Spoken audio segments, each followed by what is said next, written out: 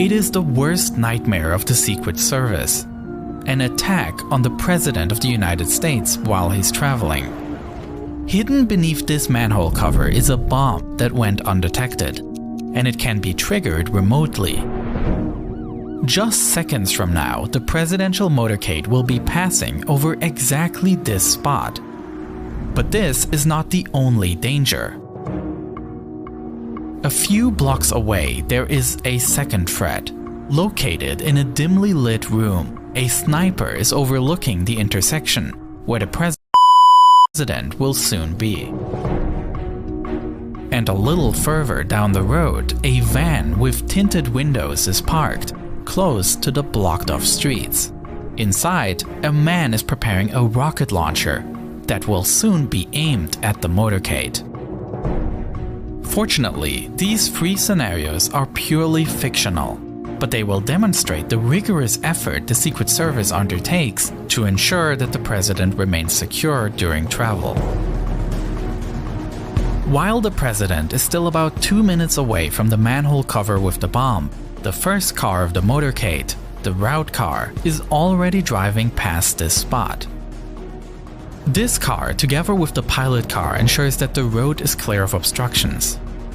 The sweepers, which are primarily motorcycles, follow the route car and pilot car and help clear the road ahead. However, they are unable to identify the bomb, and the core of the motorcade, consisting of Secret Service vehicles with the president on board, is approaching. As the president's limousine rolls towards the manhole cover, a person remotely pulls the trigger, and suddenly, nothing happens. The remote trigger didn't work, and that is because of this car, the Electronic Countermeasure Suburban, one of the most technically impressive vehicles in the motorcade.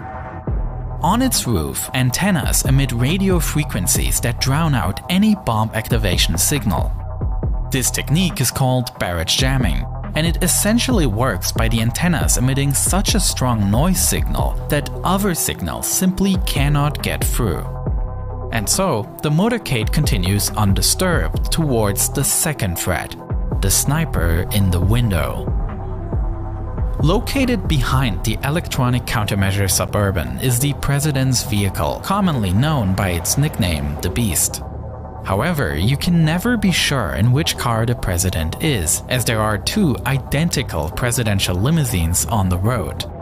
Following behind are two cars carrying the president's most important security personnel, ready to take action in the event of an attack. This is the so-called halfback in which the president's personal Secret Service agents are located. No matter what happens, these agents will stay with the president. The other car carries the counter-assault team. These heavily armed agents can remain on site and fight off an attack. This creates a secure buffer between attackers and the president. Behind these cars are the control car and the support car.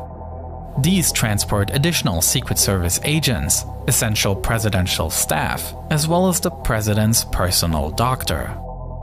But unknown to any of them, they are currently approaching another threat, as the motorcade arrives at the intersection the sniper has scouted out. The fact that there are two identical cars makes it difficult for the shooter, but unfortunately he catches a glimpse through the glass, aims, and pulls the trigger.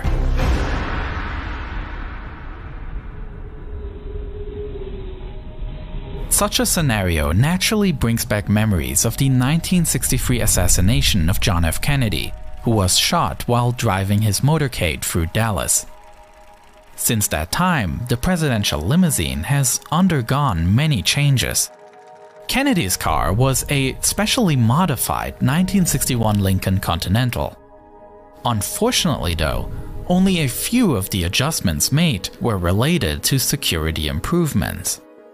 The car was retrofitted with a luxurious heating and air conditioning system, as well as lights, sirens, fire extinguishers, and radio telephones for communication. The car was also extended to include a middle row of jump seats that can fold away when not in use.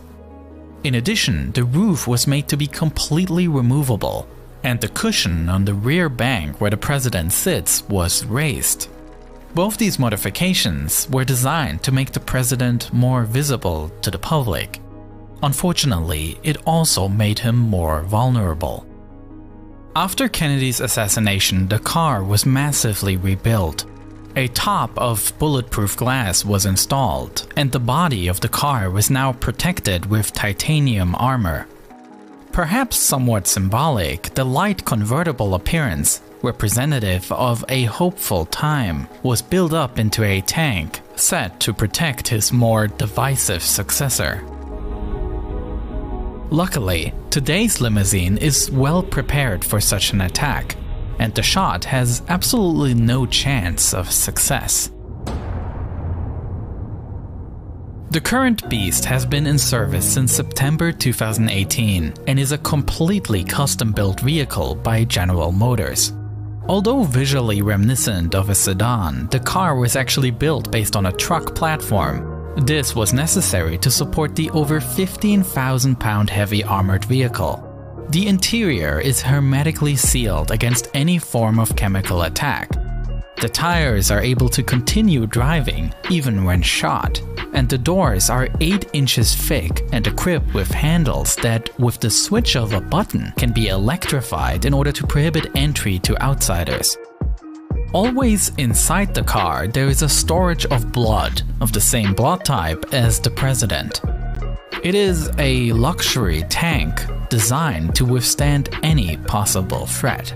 But the biggest challenge in our scenario is yet to come, as just 2 blocks away, the van with the rocket launcher prepares to test the car's endurance. Behind the solid core of vehicles directly protecting the president are a few larger vans. These carry the press pool of reporters that travel with the president. This car behind is the ID car. It functions as the motorcade's communications hub, relaying information between the different vehicles and identifying problems early on. Behind that is the Hazardous Materials Mitigation Unit, a vehicle equipped to respond to biological, chemical, and even nuclear attacks. It carries the necessary equipment and personnel to treat the effects of such an attack effectively. This is the so-called Roadrunner, recognizable by the antenna above the roof. This car is the mobile communication hub of the motorcade, ensuring that the president is fully operational at all times.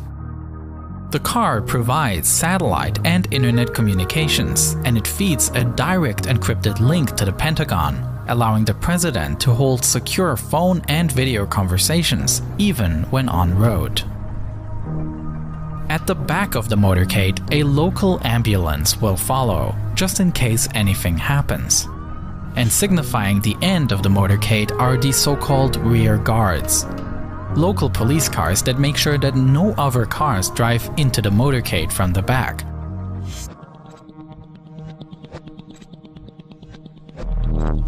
At this point, the presidential limousine arrives at the intersection with the van.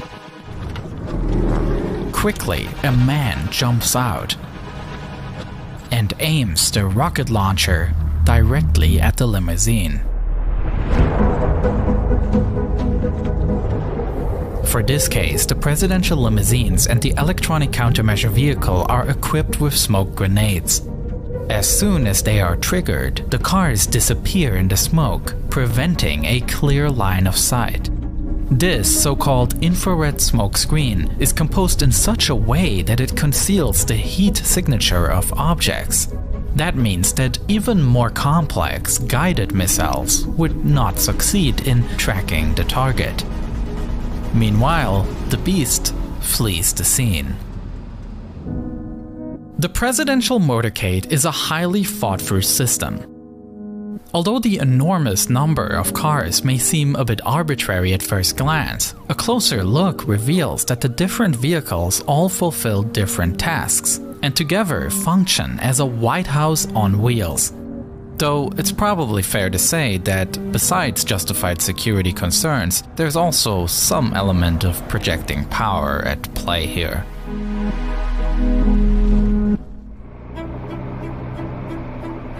Today, the motorcade managed to successfully avert 3 different dangers. But the motorcade is only one part of a huge security apparatus, with another element being Air Force One, the call sign for a heavily modified Boeing 747, on which the president travels. This plane was severely tested when it served as a refuge for George Bush during the attacks on the country on September 11, 2001. With the president spending much of that day on board. For my next video, I took a look at this special perspective on September 11, and you can watch that video already right now on Nebula, where I upload all my videos first. And not only that, Nebula is also where you can see exclusive videos that I made just for Nebula subscribers, such as the one I produced about the Bin Laden raid, detailing how this YouTube videos as well, allowing me to do things I could have only dreamed of 2 years ago. Besides me, you can find incredible shows exclusive to Nebula from many other educational creators, as we are all building this streaming site together, with everything included in one subscription. And if you have a friend or a family member who is interested in smart, highly produced documentaries and shows, then this December we are offering a very special gift card with which you can gift someone Nebula access for a lifetime. So please make sure to check out Nebula, and thank you so much for watching this video.